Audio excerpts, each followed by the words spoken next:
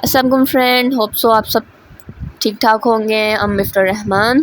तो जी आज हमें बहुत मुश्किल से 1 मंथ जो है मिन्नतें करने के बाद अपने हॉस्टल में बॉनफायर की परमिशन मिली है।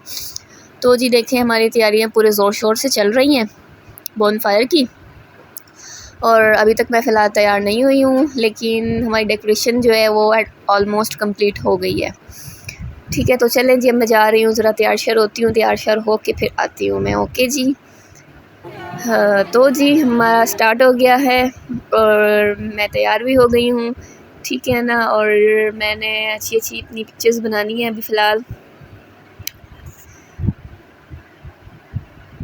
अभी हमारी पार्टी स्टार्ट नहीं हुई है, बस हमारी पार्टी स्टार्ट होने वाली है। तो जी हमारी पार्टी स्टार्ट हो गई है।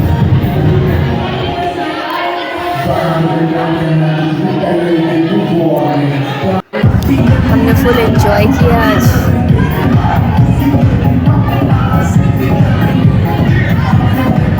और फिर हम जब थक गए थे बहुत ज़्यादा डांस कर करके, तो हम एट लास्ट बैठे हैं और हमने अपनी बेसुरी आवाज़ों में गाने स्टार्ट किए हैं और फुल एंजॉय किया।